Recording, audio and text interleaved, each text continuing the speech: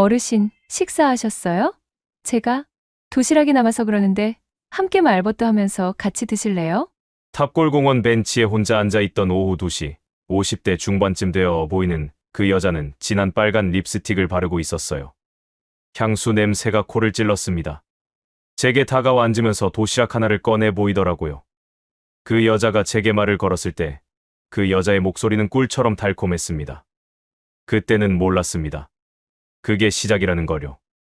그 따뜻한 미소 뒤에 무엇이 숨어 있는지를요. 안녕하세요. 사연다방 청취자 여러분. 저는 올해 71세 이주철입니다. 일산에서 아내와 함께 살고 있어요. 오늘 제가 여러분께 들려드릴 이야기는 정말 부끄럽습니다. 떨리는 마음으로 이렇게 용기를 내봅니다. 며칠 전이었어요. 종로 3가역 근처 낡은 5층짜리 러브호텔 앞에서 저는 손에 3만 원을 쥐고 멍하니 서 있었습니다. 원래 5만 원을 냈는데요. 그중 3만 원을 돌려받은 거였어요. 제 손이 부들부들 떨렸습니다. 나이 들어서 그런 일을 할 수가 없었거든요. 아무것도 못하고 그냥 나왔어요. 그 순간 친한 박 형이 건물에서 나왔어요. 얼굴에 생기가 도는 박 형과 달리 저는 초라하기만 했습니다. 지하철을 타고 집으로 돌아오는 내내 제 손을 쳐다봤어요. 이 손으로 아내를 안고 손주들을 안고 평생을 살아왔는데 오늘은 낯선 여자에게 5만 원을 쥐어준 손이 되어버렸더라고요. 집에 아내도 있는데 나는 왜 그런 곳에 간 걸까요? 여러분, 저는 오늘 이 부끄러운 이야기를 숨기지 않고 다 말씀드리려고 합니다. 러브호텔 5층 방에서 무슨 일이 있었는지, 8만 원을 손에 쥐고 나왔을 때 제 심정이 어땠는지, 그리고 공원에서 제가 직접 목격한 모든 것들을요. 부끄럽지만 하나도 숨기지 않고 다 말씀드릴게요. 여러분이 저와 같은 실수를 하지 않으셨으면 해서요. 여러분의 부모님이, 여러분의 이웃 어르신이 이런 덫에 걸리지 않으셨으면 해서요. 혹시 여러분 중에도 비슷한 경험 있으신가요? 아니면 주변에서 이런 일을 보신 적 있으신가요? 제 이야기를 끝까지 들어주시고 댓글로 여러분의 이야기를 나눠주세요. 혹시 저처럼 고민하는 어르신 계시다면 지금 바로 말씀해주세요. 저는 더 이상 혼자 숨기고 싶지 않습니다. 우리 함께 이야기하면 저와 같은 실수를 하지 않을 거라 생각합니다. 시청 전 구독과 좋아요, 그리고 알람 설정해주시면 매일 새로운 이야기로 찾아뵙겠습니다. 여러분, 서울 종로에 있는 탑골공원 아시죠? 저는 그곳을 매달 한두 번씩 찾아갑니다. 일산에서 지하철을 타고 1시간 정도 걸려요. 왜 그렇게 먼 곳을 가냐고요? 집에서 가까운 공원도 많은데 말이죠. 솔직히 말씀드리면 탑골공원만이 제게 숨 쉴 구멍이었거든요. 집에는 아내가 있습니다. 결혼한 지 43년 됐어요. 자식도 둘 있고요. 서울에서 직장 다니고 있습니다. 겉으로 보기엔 평범한 가정이죠. 그런데 여러분, 한 집에 살면서도 이렇게 외로울 수 있다는 거 아세요? 아침에 일어나면 아내는 부엌에서 밥을 합니다.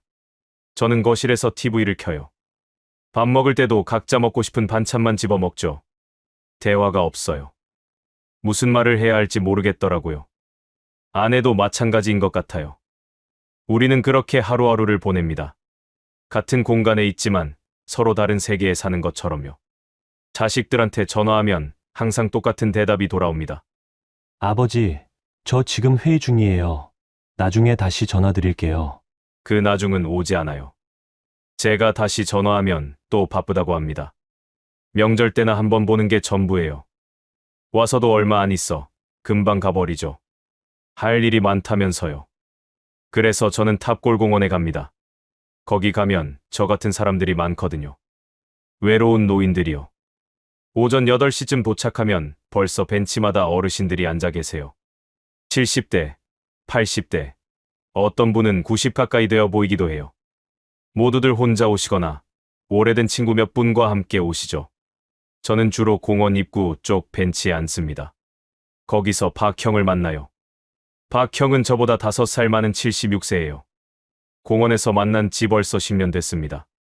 처음엔 그냥 인사만 하는 사이였는데 시간이 지나면서 가까워졌어요. 막걸리를 한 잔씩 나눠 마시고 근처 포장마차에서 우동도 먹고요. 세상 돌아가는 이야기도 하고 옛날 이야기도 합니다. 박 형도 저랑 비슷해요. 부인과 같이 사는데 대화가 없대요. 자식들도 바빠서 연락이 뜸하고요. 우리는 서로의 외로움을 아는 사이였습니다. 그래서 더 마음이 맞았던 것 같아요. 어느 날이었어요. 지난달 중순쯤이었을 겁니다. 박형이 제게 이상한 제안을 했어요. 막걸리를 한 잔 마시고 나서였습니다. 박형이 제 어깨를 툭 치더니 낮은 목소리로 말했어요. 주철아, 나 따라 한번 가볼래? 재미있는데 아는 곳이 있거든. 저는 어디냐고 물었죠. 박형은 주위를 둘러보더니 더 작은 목소리로 말했습니다. 종로 3가역 근처에 괜찮은 곳이 있어. 5만 원이면 돼. 가서 목욕도 하고 뭐 그런 거 할 수 있어. 그때 저는 알았어요. 박형이 무슨 말을 하는지요. 가슴이 두근거렸습니다. 창피하지만 솔직하게 말씀드릴게요. 거절하고 싶었는데 입이 안 떨어지더라고요. 머릿속으로는 안 돼, 가면 안 돼 하고 있었는데 제 입에선 다른 말이 나왔어요. 진짜 괜찮은데요? 박형이 웃으면서 말했습니다. 내가 벌써 두세 번 갔어. 괜찮더라. 우리 나이에도 할 수 있는 게 있다니까. 며칠 후 저는 박형을 따라 종로 3가역으로 갔습니다. 심장이 터질 것처럼 뛰었어요. 뒤돌아가고 싶었습니다. 하지만 발이 제 맘대로 안 움직였어요. 박형은 익숙한 듯 좁은 골목으로 저를 안내했습니다. 낡은 5층짜리 건물이 나타났어요. 간판도 없었습니다. 그냥 평범한 건물처럼 보였죠. 1층에는 작은 데스크가 있었어요. 40대쯤 되어 보이는 남자가 앉아 있었습니다. 박형이 그 남자한테 뭐라고 말하더니 저한테 5만 원을 내라고 했어요. 저는 떨리는 손으로 지갑을 꺼냈습니다.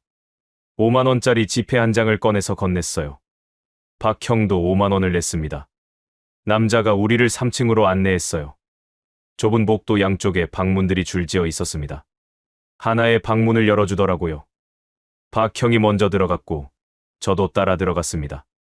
방 안에는 60대 중반쯤 되어 보이는 여자가 앉아 있었어요. 화장을 진하게 했더라고요. 저를 보더니 웃으면서 인사했습니다. 어서 오세요. 편하게 계세요. 박형이 제게 눈짓을 하더니 옆방으로 가버렸어요. 저는 그 방에 혼자 남았습니다. 여자와 단둘이요. 가슴이 쿵쿵거렸어요. 손에 땀이 났습니다. 여자가 제게 다가왔어요. 긴장하지 마세요. 천천히 하면 돼요. 그러면서 제 손을 잡더라고요. 저는 그 순간 깨달았습니다. 내가 왜 여기 왔을까?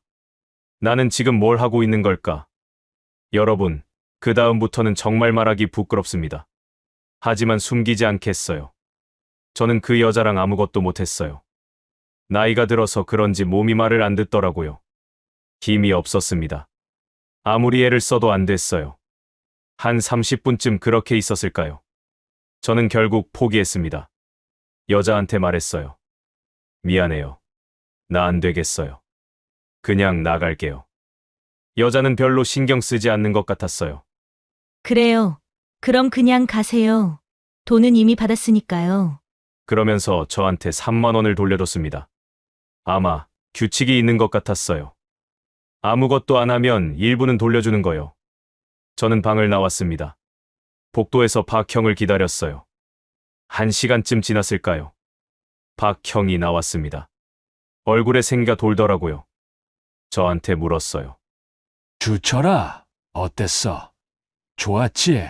저는 대답할 수가 없었습니다. 좋지도 않았고 뭐가 좋은지도 모르겠더라고요. 그냥 부끄럽고 초라했습니다. 박형한테 먼저 가라고 했어요. 저는 잠깐 후에 갈게요. 건물 밖으로 나왔을 때 손에 3만 원이 쥐어져 있었어요. 제 손을 쳐다봤습니다. 이 손으로 평생 정직하게 살아왔는데 오늘은 이런 곳에서 돈을 쓴 손이 되어버렸더라고요. 지하철을 타고 집으로 돌아왔습니다. 온몸에 힘이 없었어요. 어떻게 아내 얼굴을 보나 싶었습니다. 다행히 아내는 아무것도 물어보지 않았어요. 어디 갔다 왔냐고요. 제 얼굴을 쳐다보지도 않더라고요. 그게 더 슬펐습니다. 관심조차 없구나 싶었어요. 그날 밤 잠을 잘 수가 없었습니다. 계속 생각했어요. 나는 왜 그런 곳에 갔을까? 집에 아내도 있는데 말이죠. 대답은 간단했습니다. 외로웠으니까요. 누군가 저를 필요로 한다는 느낌, 누군가 저한테 관심을 가져준다는 느낌. 그게 그리웠던 겁니다. 설령 그게 돈을 받고 하는 거라 해도요. 그 일이 있고 며칠 후 저는 다시 탑골공원에 갔습니다. 박 형을 만날까봐 걱정했는데 다행히 그날은 안 보이더라고요. 저는 평소와 다른 벤치에 앉았어요. 공원 안쪽 조용한 곳이었습니다. 오후 2시쯤 됐을 겁니다. 점심을 먹고 졸음이 쏟아지는 시간이었죠. 벤치에 앉아 눈을 감고 있었어요. 그때 누군가 지나가는 소리가 들렸습니다. 향수 냄새가 코를 찔렀어요. 눈을 떠보니 50대 중반쯤 되어 보이는 여자가 제 옆 벤치로 가고 있었습니다. 여자는 화장을 진하게 했어요. 빨간 립스틱이 유난히 눈에 띄었습니다. 옷차림도 좀 그랬어요. 치마가 짧고 몸에 딱 붙는 옷을 입고 있었죠. 공원에 온 사람치곤 이상한 차림이었습니다. 여자는 혼자 앉아 계신 어르신한테 다가갔어요. 제가 아는 분이었습니다. 최형이요. 75세쯤 되셨을 겁니다. 공원에서 자주 뵙던 분이에요. 항상 혼자 앉아 계시더라고요. 여자가 최형님 옆에 앉았습니다. 제가 듣기엔 좀 멀었지만 대충 무슨 말을 하는지 알 수 있었어요. 어르신, 식사하셨어요? 여자의 목소리는 부드러웠습니다. 최형이 경계하는 듯 보였어요. 고개를 살짝 끄덕이셨지만 말은 안 하시더라고요. 그런데 여자가 포기하지 않았습니다. 가방에서 도시락 하나를 꺼냈어요. 도시락 양이 많아서 그런데 말벗도 하면서 같이 드실래요? 최형이 손을 저으셨습니다. 괜찮다는 뜻이었죠. 하지만 여자는 계속 권했어요. 같이 드세요. 남는 건 어차피 버릴 건데요. 혼자 사시는 것 같은데 끼니라도 잘 챙겨 드셔야죠? 결국 최형이 도시락을 받으셨습니다. 여자가 활짝 웃더라고요. 그러면서 옆에 더 가까이 앉았어요. 저는 그 모습을 지켜보면서 뭔가 이상하다는 느낌이 들었습니다. 왜 낯선 사람이 도시락을 주는 걸까? 왜 저렇게 친절한 걸까? 여자가 최형한테 계속 말을 걸었어요. 저는 멀리서 봤지만 최형이 점점 경계를 푸는 게 보였습니다. 여자가 웃으면 최형도 따라 웃으셨어요. 한 30분쯤 그렇게 이야기를 나누더니 여자가 일어났습니다. 최형한테 뭐라고 말하고는 가버리더라고요. 저는 그날 그 장면을 보고 묘한 기분이 들었습니다. 뭔가 잘못됐다는 느낌이었어요. 하지만 확신은 없었죠. 그냥 친절한 사람일 수도 있잖아요. 일주일 후였습니다. 저는 또 탑골공원에 갔어요. 이번엔 박형을 만났습니다. 서먹했지만 그래도 인사는 했죠. 박형이 제게 물었어요. 주철아, 언제 또 갈래? 재미있었잖아. 저는 고개를 저었습니다. 형, 나는 다시는 안 갈 거야. 그냥 내가 갈 곳이 아니더라고. 박형이 웃으면서 말했어요. 처음엔 다 그래. 나도 그랬어. 근데 한두 번 더 가다 보면 괜찮아져. 저는 더 이상 대꾸하지 않았습니다. 박형과 헤어져서 평소 제 자리로 갔어요. 벤치에 앉으려는데 최형이 보였습니다. 그런데 최형 표정이 안 좋아 보였어요. 얼굴이 헬쑥하고 눈 밑에 다크서클이 생겼더라고요. 제가 다가가서 물었습니다. 어디 편찮으세요? 안색이 안 좋으신데요. 최형이 저를 보더니 한숨을 쉬었어요. 그러면서 작은 목소리로 말했습니다. 주철 씨, 저 큰일 났습니다. 제가 깜짝 놀라서 물었죠. 무슨 일이세요? 최형이 주위를 둘러보더니 벤치에 앉으라고 했어요. 제가 옆에 앉았습니다. 최형이 떨리는 목소리로 말했어요. 일주일 전에 여기서 어떤 여자를 만났어요. 처음엔 도시락을 주더니 그 다음 날은 차를 사주더라고요. 저한테 관심을 가져주니까 좋았어요. 솔직히 말하면 누가 저한테 이렇게 친절하게 대해준 게 얼마만인지 모르겠더라고요. 최형이 잠시 말을 멈췄습니다. 눈시울이 붉어지더니 계속 말했어요. 그런데 사흘 전부터 그 여자가 돈 이야기를 꺼내기 시작했어요. 처음엔 5만 원만 빌려달라고 하더라고요. 급한 일이 있대요. 저는 괜찮다고 생각해서 줬어요. 어차피 아는 사람이니까요. 제 가슴이 철렁했습니다. 이미 어떻게 될지 알 것 같았거든요. 최형이 계속 말했어요. 그 다음 날은 10만 원을 빌려달라고 했어요. 약속한 날짜에 돈이 안 들어왔대요. 저도 이상하다 싶었지만 그래도 믿고 줬습니다. 그 여자가 그렇게 나쁜 사람일 것 같지 않았거든요. 그런데 어제는 20만 원을 달라고 하더래요. 최 형이 손을 떨면서 말했습니다. 저는 없다고 했어요. 제 연금이 얼마 안 남았거든요. 그랬더니 그 여자가 갑자기 전화를 안 받아요. 문자도 안 읽어요. 완전히 사라져버렸어요. 최 형 눈에서 눈물이 흘렀습니다. 저는 총 35만 원을 그 여자한테 줬어요. 제 한 달 생활비예요. 이제 어떻게 살아야 하나 모르겠어요. 자식들한테 말할 수도 없고요. 창피해서요. 저는 그 순간 온몸에 소름이 돋았습니다. 일주일 전에 제가 본 그 여자였어요. 도시락을 건네던 그 여자 말입니다.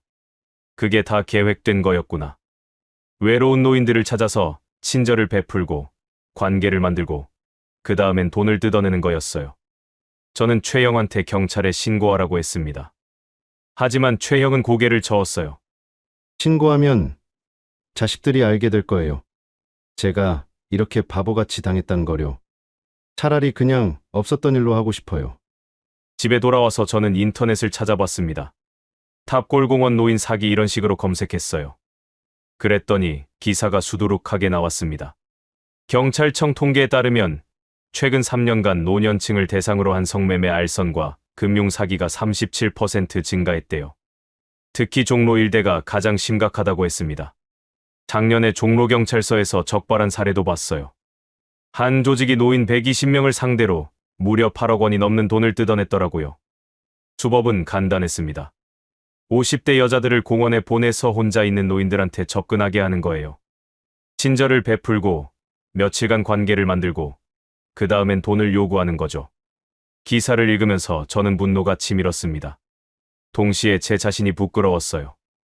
저도 비슷한 함정에 빠질 뻔했잖아요. 러브호텔에서 5만 원을 낸 것도 결국 외로움 때문이었어요. 그 외로움을 노리는 사람들이 있다는 게 너무 화가 났습니다. 다음 날 저는 다시 공원에 갔습니다. 이번엔 관찰하려고요. 오후가 되자 또 그 여자가 나타났어요. 이번엔 다른 어르신한테 접근하더라고요. 똑같은 수법이었습니다. 도시락을 건네고 말을 걸고 웃으면서 친해지는 거요. 저는 그 어르신한테 가서 조심하라고 말하고 싶었어요. 하지만 그럴 수가 없었습니다. 괜히 오지랖이라고 할까봐요. 그리고 그 어르신이 저를 믿을지도 확신이 없었어요. 집으로 돌아오는 길에 저는 결심했습니다. 이 이야기를 숨기지 말아야겠다고요. 제가 당한 일, 최 형이 당한 일, 그리고 지금도 공원에서 벌어지고 있는 일들을요. 부끄럽지만 말해야겠다고 생각했습니다. 한 분이라도 더 이런 함정에서 벗어나실 수 있다면요. 여러분, 저는 공원에서 여러 어르신들과 이야기를 나눴습니다. 제 이야기도 조심스럽게 꺼내봤어요. 러브호텔에 갔던 일, 최 형이 사기당한 일 말입니다. 놀랍게도 많은 분들이 비슷한 경험이 있으셨어요. 강 씨라는 분을 만났습니다. 78세셨어요. 일산에 혼자 사신답니다. 부인은 5년 전에 돌아가셨대요. 자식이 셋인데 다들 서울이나 경기도에서 직장을 다닌답니다. 1년에 명절 때 한 번 봐요. 그것도 점심 먹고 금방 가버린대요. 강 씨가 제게 말했어요. 주철 씨, 아침에 눈 뜨면 오늘 하루를 어떻게 보내나 그 생각부터 막막해요. TV 켜놓고 혼자 밥 먹고 또 TV 보고 그렇게 하루가 가요. 사람 소리라도 들으려고 TV를 켜놓는데 그게 더 외로워요. 강 씨가 눈시울을 붉히면서 계속 말했습니다.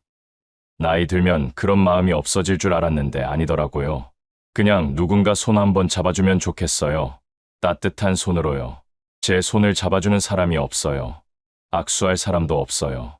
저는 그 말을 들으면서 가슴이 미어졌습니다. 저도 똑같으니까요. 집에 아내가 있지만 아내와 손을 잡아본 게 언제인지 기억이 안 나요. 자식들도 제 손을 잡지 않습니다. 어릴 때는 제가 자식들 손을 잡았는데 이제는 그들이 제 손을 피하더라고요. 이 씨라는 분도 만났어요. 73세셨습니다. 역시 혼자 사시는데 매일 공원에 나오신답니다. 아침 8시부터 오후 5시까지 벤치에 앉아 계신다고 해요. 집에 있으면 너무 답답하대요. 공원에 오면 사람이라도 볼 수 있으니까요. 이 씨가 제게 말했어요. 저도 한번 속을 뻔했어요. 어떤 여자가 계속 전화하면서 만나자고 하더라고요. 처음엔 좋았어요. 누가 저한테 관심을 가져주니까요. 그런데 세 번째 만났을 때 돈 이야기를 꺼내더라고요. 그때 느낌이 이상해서 안 만났어요. 나중에 생각해보니 정말 위험한 순간이었더라고요. 저는 집에 돌아와서 인터넷을 더 찾아봤습니다. 노인 외로움에 대한 통계들을요. 정말 충격적이었어요. 보건복지부 통계를 보니 65세 이상 노인 10명 중 4명이 일주일에 1명과도 대화를 못한대요. 40%예요. 여러분. OECD 국가 중에서도 최악의 수치랍니다. 정신과 전문의 선생님이 쓴 글도 봤어요. 노년기의 외로움은 단순한 감정이 아니래요. 신체적, 정신적 질병을 유발하는 심각한 문제래요. 외로움이 심해지면 우울증에 걸리고 치매 발병률도 높아지고 심지어 수명도 짧아진답니다. 실제로 한 연구팀이 조사한 결과도 있었어요. 70대 이상 어르신 1000명을 대상으로 했는데 사회적 관계가 거의 없는 어르신들의 사망률이 활발한 사회생활을 하는 분들보다 2배 이상 높았대요. 외로움이 사람을 죽이는 거예요. 진짜로요. 저는 그 글들을 읽으면서 울었습니다. 제 이야기였거든요. 강 씨 이야기였고, 이 씨 이야기였고, 최형 이야기였어요. 우리가 왜 이렇게 외로워야 하는 걸까요? 우리가 무슨 잘못을 한 걸까요? 평생 열심히 살았어요. 자식들 키우느라 고생했습니다. 밤낮으로 일했어요. 자식들 대학 보내고, 결혼시키고, 집까지 마련해줬어요. 그런데 이제 우리가 필요할 때, 우리가 외로울 때, 자식들은 없어요. 바빠요. 할 일이 많대요. 아내와의 관계도 그래요. 40년 넘게 같이 살았는데, 이제는 남 같아요. 아침에 일어나서 저녁에 잘 때까지 제대로 된 대화를 한 적이 없어요. 무슨 말을 해야 할지 모르겠어요. 아내도 마찬가지인 것 같아요. 우리는 그냥 같은 공간에 있을 뿐이에요. 저는 비뇨기과에도 상담을 받으러 갔어요. 러브호텔에서 있었던 일 때문에요. 혹시 제가 문제가 있나 싶어서요. 선생님이 말씀하셨어요. 70대가 되어도 그런 욕구는 남아있는 게 자연스러운 거니 부끄러워하지 말라고 하셨어요. 선생님이 계속 말했어요. 다만 나이가 들면서 그 표현 방식이 달라질 뿐이고 많은 경우 그건 단순한 성관계가 아니라 친밀감, 애정, 스킨십에 대한 갈망이라고요. 누군가 만져주고 안아주고 따뜻하게 대해주는 것. 그게 필요한 거라고 말이에요. 저는 그 말을 듣고 울컥했습니다. 맞아요. 제가 러브호텔에 간 이유도 그거였어요. 성관계가 하고 싶어서가 아니었어요. 그냥 누군가 저를 필요로 한다는 느낌, 누군가 저한테 관심을 가져준다는 느낌. 그게 그리웠던 거예요. 최형이 그 여자한테 속은 이유도 같아요. 35만 원이 아까워서 화가 난 게 아니에요. 자기를 친절하게 대해주던 사람이 자신을 속인 게 슬픈 거예요. 자기가 그렇게 쉽게 속았다는 게 창피한 거고요. 저는 깨달았습니다. 이건 제 문제만이 아니라는 거요. 우리 사회가 노인들을 너무 외롭게 만들었어요. 1인 노인 가구가 10년 사이에 2배 이상 늘었대요. 혼자 사시는 어르신들이 그만큼 많다는 거예요. 그리고 그 외로움의 틈새로 범죄자들이 파고들어요. 50대 여자들이 공원을 돌아다니면서 외로운 노인들을 찾아요. 친절을 베풀고 관계를 만들고 돈을 뜯어내죠. 제가 갔던 러브호텔 같은 곳도 있는 거고요. 우리의 외로움을 돈벌이로 이용하는 거예요. 저는 분노했습니다. 하지만 동시에 슬펐어요. 우리가 왜 이렇게 쉽게 속는지 알았거든요. 너무 외로우니까요. 누군가 손을 내밀면 그게 독인 줄 알면서도 잡게 되는 거예요. 배가 너무 고프면 상한 음식도 먹게 되잖아요. 우리도 마찬가지예요. 외로움이 너무 심하니까 위험한 줄 알면서도 그 관계에 매달리게 되는 거죠. 여러분, 이게 우리의 현실입니다. 돈을 내고서라도 외로움을 달래야 하는 현실이요. 사기꾼들의 달콤한 말에 속는 줄 알면서도 속는 현실이요. 이게 과연 우리만의 잘못일까요? 아니면 우리 사회가 노인들을 이렇게 만든 걸까요? 최형의 일이 있고 나서 저는 경찰서에 찾아갔습니다. 종로경찰서 생활안전과였어요. 형사님을 만나서 여쭤봤습니다. 어떻게 하면 이런 일을 당하지 않을 수 있냐고요. 저 같은 노인들이 조심해야 할 게 뭐냐고요. 형사님이 친절하게 설명해 주셨어요.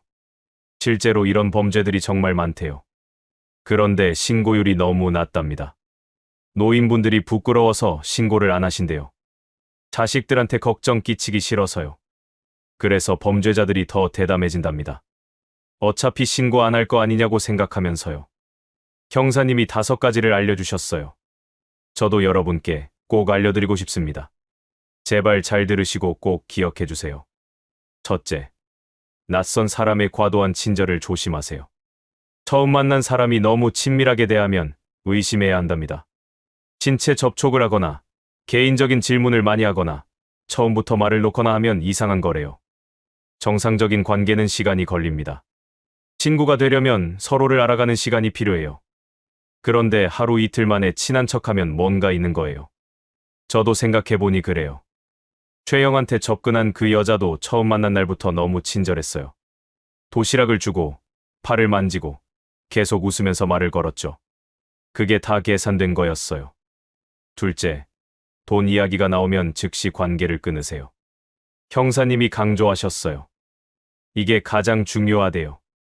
빌려달라든지 같이 투자하자든지 급한 일이 있다든지 이런 말이 나오면 바로 거절하고 그 사람을 다시는 만나지 말라고요.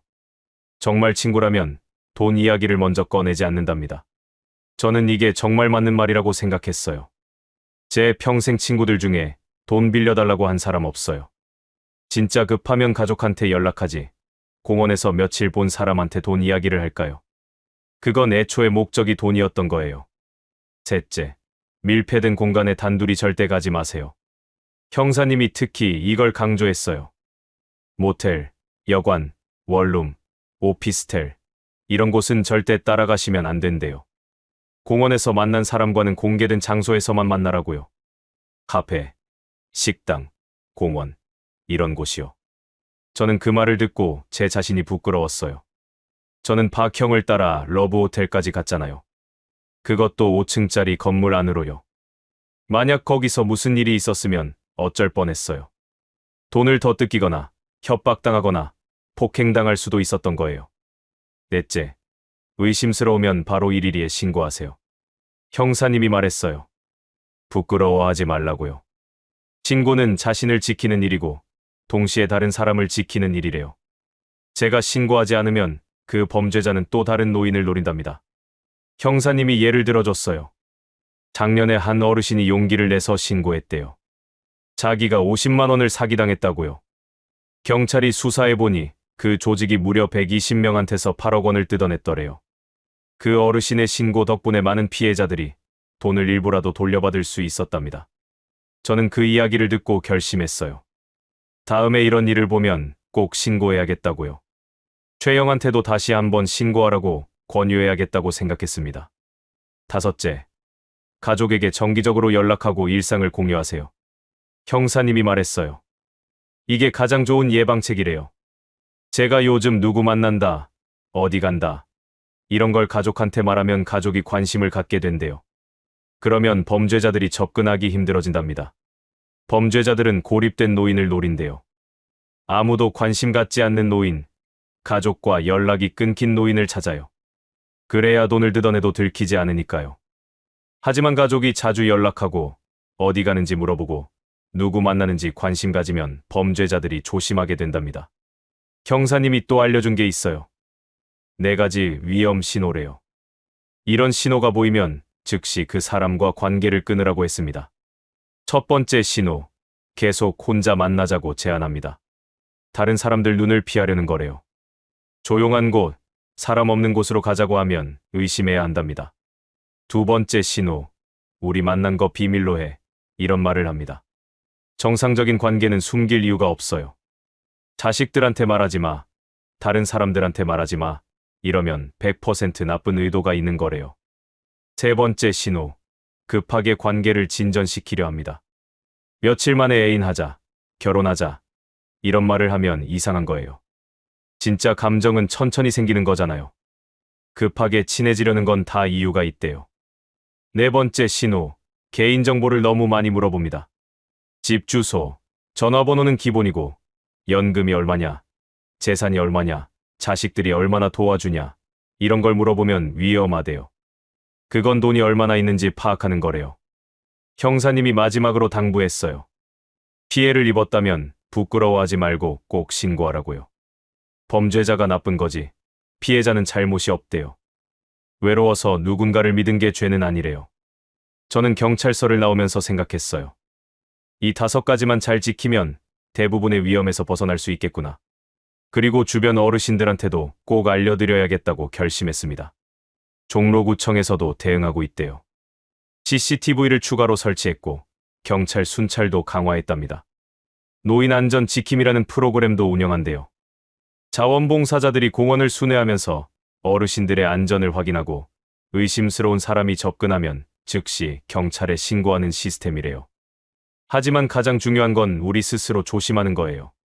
낯선 사람의 친절을 무조건 믿지 않기, 돈 이야기 나오면 즉시 거절하기, 밀폐된 공간 가지 않기, 의심스러우면 바로 신고하기, 가족과 자주 연락하기. 이 5가지만 기억하세요. 경찰서에 다녀온 후 저는 생각했어요. 범죄자들한테 돈을 줄 필요가 없잖아. 건강하게 외로움을 채울 방법이 분명히 있을 거야. 그래서 저는 찾아봤습니다. 인터넷도 뒤지고 구청에도 전화하고 복지관에도 가봤어요. 그랬더니 정말 방법이 많더라고요. 제가 몰랐던 거예요. 아니, 알려고 하지 않았던 것 같아요. 그냥 외로움을 당연하게 받아들이고 살았던 거죠. 하지만 그럴 필요가 없었어요. 첫 번째로 제가 간 곳은 동네 노인복지관이었습니다. 일산에도 복지관이 여러 개 있더라고요. 저는 집에서 가장 가까운 곳으로 갔어요. 처음엔 좀 쑥스러웠습니다. 복지관이라는 게 가난한 노인들이 가는 곳이라는 편견이 있었거든요. 그런데 가보니 완전히 달랐어요. 깨끗하고 넓고 프로그램도 엄청 많았습니다. 운동교실, 노래교실, 미술교실, 컴퓨터 교실, 영어회화, 사진 촬영, 요리 교실까지요. 제가 상상했던 것보다 훨씬 다양했어요. 저는 운동교실에 등록했습니다. 일주일에 3번, 오전 10시부터 11시까지 하는 프로그램이었어요. 요가랑 스트레칭 위주였는데 저 같은 나이에도 할 수 있는 동작들이었습니다. 첫날 가니까 어르신들이 20명쯤 계셨어요. 대부분 70대였고 80대도 몇 분 계셨습니다. 선생님이 친절하게 가르쳐 주셨어요. 제가 동작을 잘 못하면 옆에서 도와주기도 하고요. 운동이 끝나고 쉬는 시간에 옆에 계신 분이 말을 거셨어요. 오늘 처음 오셨어요? 저도 1달 전에 등록했는데 정말 좋아요. 몸도 가벼워지고 사람들도 만나고요. 저는 그분과 이야기를 나눴습니다. 박 씨라는 분이었는데 저랑 나이도 비슷하고 상황도 비슷했어요. 혼자 사시고 자식들과는 자주 못 본다고 하더라고요. 우리는 금방 친해졌습니다. 복지관에 다니면서 저는 변했어요. 일주일에 3번 나가니까 생활에 리듬이 생겼습니다. 화요일, 목요일, 토요일 오전은 복지관 가는 날이에요. 그 시간을 위해 아침에 일찍 일어나고 씻고 옷도 단정하게 입었어요. 무엇보다 좋은 건 사람들을 만난다는 거였어요. 운동교실에서 만난 박 씨와는 이제 친구가 됐습니다. 운동 끝나고 같이 커피도 마시고 점심도 먹어요. 제 이야기를 들어주는 사람이 생긴 거예요. 두 번째로 제가 시작한 건 자원봉사였습니다. 복지관에서 자원봉사 프로그램을 소개해줬어요. 나이 들었다고 도움만 받을 건 없잖아요. 저도 누군가를 도울 수 있어요. 저는 초등학교 급식 도우미에 지원했습니다. 일주일에 1번, 수요일 점심시간에 학교에 가서 아이들 급식 배식을 돕는 거예요. 처음엔 제가 잘할 수 있을까 걱정했는데 해보니 괜찮더라고요. 아이들이 저를 보고 할아버지라고 불러요. 인사도 하고 고맙다는 말도 해요. 어떤 아이는 제게 그림도 그려줬어요. 할아버지 고마워요 라고 쓰여 있었습니다. 그 그림을 받았을 때 제 눈에서 눈물이 났어요. 누군가 저를 필요로 한다는 느낌, 그게 이렇게 좋은 줄 몰랐어요. 세 번째로 시작한 건 종교 활동이었습니다. 저는 원래 종교가 없었어요. 젊었을 때는 바빠서 그럴 시간이 없었고 나이 들어서는 귀찮았거든요. 그런데 이번 일을 계기로 교회에 나가보기로 했어요. 집 근처 교회였는데 작은 교회였습니다. 처음 갔을 때 목사님이 반갑게 맞아주셨어요. 교인들도 친절했고요. 저는 일요일 예배에 나가기 시작했습니다. 교회에서는 예배 후에 다과 시간이 있어요. 그때 교인들과 이야기를 나눠요. 제 또래 분들도 많았고 젊은 사람들도 있었습니다. 모두 저를 환영해 주었어요. 수요일 저녁엔 성경 공부 모임도 있더라고요. 저도 참여하기 시작했습니다. 성경을 읽고 함께 말씀을 나누고 기도도 해요. 종교를 떠나서 그 시간이 저한테는 위로가 됐습니다. 사람들과 함께 있다는 느낌, 공동체에 속해 있다는 느낌이 좋았어요. 네 번째로 시작한 건 온라인 활동이었습니다. 손주한테 부탁해서 카카오톡 사용법을 배웠어요. 스마트폰도 제대로 쓸 줄 몰랐는데 손주가 하나하나 알려줬습니다. 카카오톡으로 복지관 친구들과 단체 채팅방을 만들었어요. 거기서 안부도 묻고 사진도 보내고 내일 운동 교실 가냐고 물어보기도 해요. 문자보다 훨씬 편하더라고요. 유튜브도 보기 시작했어요. 처음엔 손주가 재미있는 영상들을 보여줬는데 저도 이제 혼자 찾아봅니다. 운동하는 방법, 요리하는 방법, 여행 가는 곳들. 정말 신기한 세상이더라고요. 다섯째로, 가장 중요한 건 가족과의 연결이었습니다. 저는 결심했어요. 제가 먼저 연락하기로요. 자식들이 바쁜 건 압니다. 하지만 저도 그들의 아버지잖아요. 제가 연락하는 게 뭐가 부담스러울까요? 매주 일요일 저녁에 큰아들한테 전화합니다. 처음엔 이상하게 생각하더니 이제는 익숙해졌어요. 아들도 제 전화를 기다리는 것 같아요. 아버지, 이번 주도 전화 주시네요. 하면서 웃어요. 작은아들한테는 화요일 저녁에 전화해요. 그렇게 정해놓으니까 규칙적으로 연락하게 되더라고요. 아들들한테 제 일상을 이야기해 줍니다. 오늘 복지관에서 운동했다. 수요일에 학교 봉사 간다. 일요일에 교회 갔다. 이런 이야기들이요. 신기하게도 아들들이 관심을 갖더라고요. 아버지 요즘 바쁘시네요. 좋아 보이세요. 이런 말을 해요. 그리고 주말에 한 번씩 집에 들르기 시작했어요. 얼굴 보러 왔다면서요. 아내와의 관계도 좋아졌습니다. 제가 복지관 이야기, 봉사 이야기, 교회 이야기를 하니까 아내도 관심을 갖더라고요. 당신은 뭐 하고 싶으냐고 물었어요. 아내도 복지관에 등록했습니다. 노래 교실이래요. 이제는 저녁 식사 시간에 대화가 있어요. 오늘 복지관에서 이런 일이 있었다. 저런 사람을 만났다. 이런 이야기들을 나눠요. 40년 만에 처음으로 진짜 부부 같은 느낌이 들었습니다. 여러분, 외로움을 채우는 방법은 정말 많아요. 범죄자들한테 돈 줄 필요가 없어요. 노인복지관, 자원봉사, 종교활동, 온라인 커뮤니티, 가족과의 연결. 이 모든 게 무료이거나 아주 적은 돈으로 할 수 있어요. 그리고 도움이 필요하면 연락할 곳도 있어요. 노인보호전문기관 1577-1389번이에요. 스문의 시간 상담 가능합니다. 여성긴급전화 1366번도 있고요. 범죄 피해자 지원센터도 있어요. 언제든 전화하세요. 도와줍니다. 보건복지부에서 운영하는 노인 돌봄 서비스도 있어요. 혼자 사시는 어르신들을 위해 정기적으로 방문해서 안부를 확인하고 말벗이 되어주는 서비스래요. 지역주민센터에 전화하면 신청할 수 있습니다. 저는 이제 압니다. 외로움은 죄가 아니에요. 누군가를 그리워하는 것도 부끄러운 게 아니에요. 하지만 그 외로움을 건강하게 채워야 해요.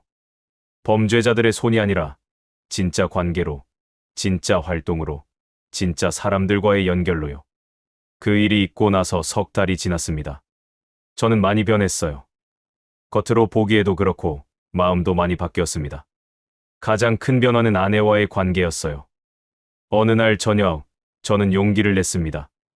아내한테 솔직하게 말하기로 한 거예요. 제가 어디 갔었고 왜 갔었는지요. 저녁 식사를 하고 나서 거실에 앉았어요. TV를 끄고 아내한테 말했습니다. 여보, 나 고백할 게 있어. 아내가 놀란 얼굴로 저를 쳐다봤어요. 저는 떨리는 목소리로 말했습니다. 2달 전에 나 박형 따라 종로 3가 러브호텔에 갔어. 5만 원 내고 들어갔는데 나는 아무것도 못했어. 힘이 없더라고. 3만 원 돌려받고 나왔어. 아내의 얼굴이 굳어졌어요. 한참을 말이 없더니 눈물을 흘리기 시작했습니다. 당신 그렇게 외로웠는데 왜 나한테 말을 안 했냐고요. 저도 눈물이 났어요. 미안해. 나도 몰랐어. 내가 이렇게 외로운 줄. 우리가 이렇게 멀어진 줄 몰랐어. 그날 밤 우리 부부는 새벽까지 이야기했습니다.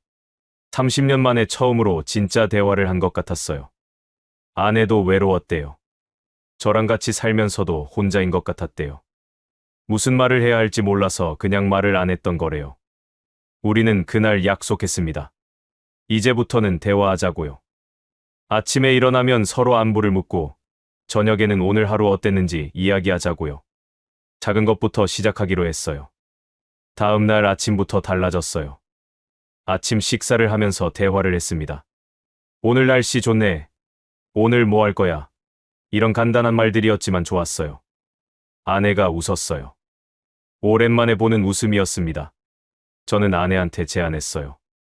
매일 저녁 먹고 한 30분 정도 같이 산책하자고요. 아내가 좋다고 했어요. 그날 저녁부터 우리는 함께 산책을 나갔습니다. 처음엔 어색했어요. 뭔 말을 해야 할지 몰라서 그냥 걸었습니다. 그런데 며칠 지나니까 자연스럽게 대화가 나왔어요. 집 앞 꽃이 예쁘네. 저 가게 새로 생겼네. 이런 이야기들이요. 일주일 후엔 손을 잡고 걸었어요.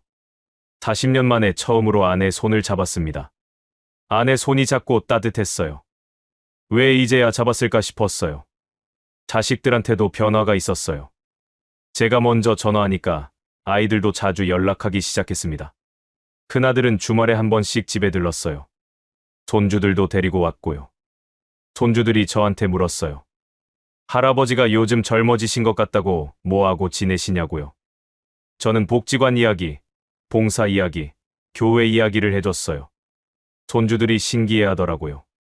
할아버지 멋있다고 자기들도 나중에 할아버지처럼 할 거라 말하더라고요. 그 말을 듣고 가슴이 뭉클했습니다. 제가 손주들한테 좋은 모습을 보여줄 수 있구나 싶었어요. 공원에도 여전히 갑니다. 하지만 이제는 다르게 봐요. 복지관에서 만난 친구들과 함께 가요. 혼자 가지 않습니다. 그리고 낯선 사람이 다가오면 경계해요. 최 형도 다시 만났습니다. 제가 경찰에 신고하라고 계속 권유했더니 결국 신고하셨대요. 경찰이 수사해서 그 조직을 검거했답니다. 최 형도 돈을 일부 돌려받으셨어요. 35만 원 중에 15만 원을요. 최 형이 제게 말했어요.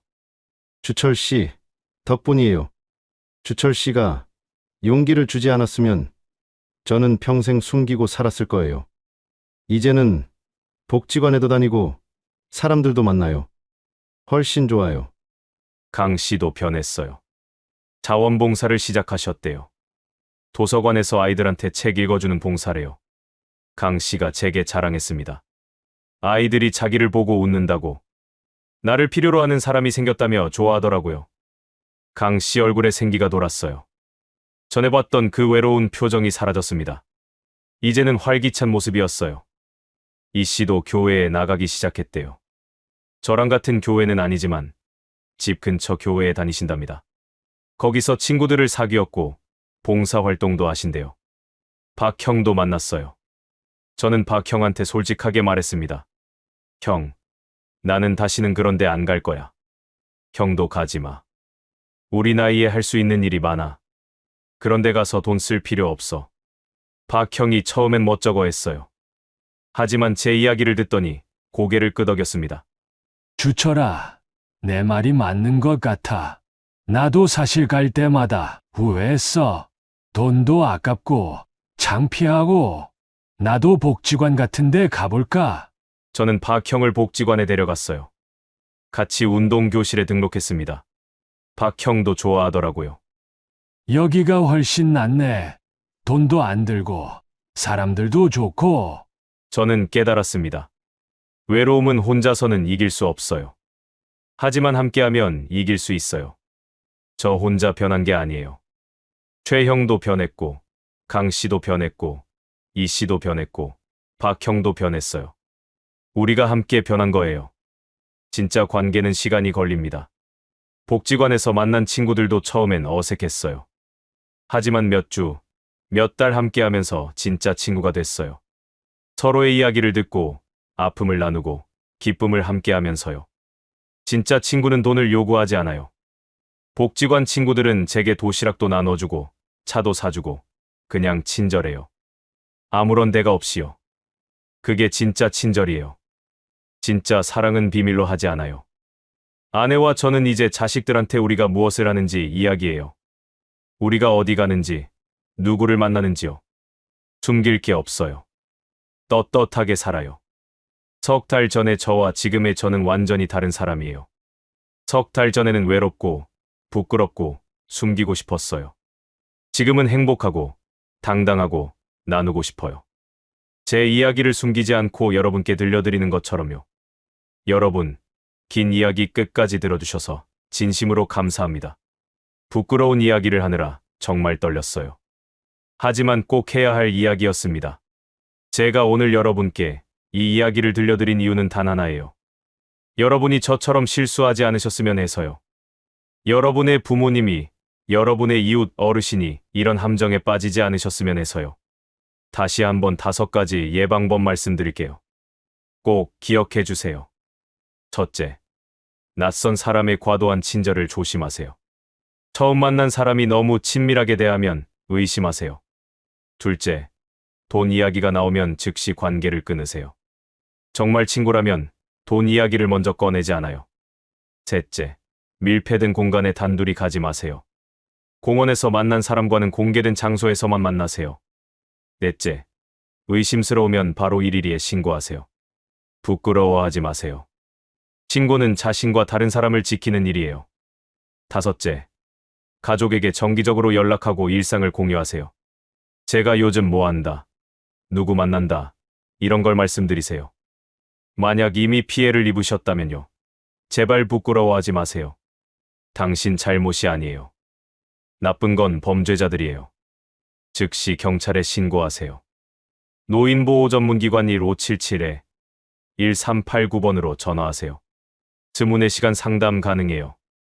외로움은 죄가 아닙니다. 여러분, 이거 꼭 기억하세요. 누군가를 그리워하는 것도, 사람의 온기가 필요한 것도 부끄러운 게 아니에요. 우리는 사회적 동물이에요. 사람이 필요해요. 그게 자연스러운 거예요. 하지만 그 외로움을 악용하는 사람들이 있다는 걸 꼭 아셔야 해요.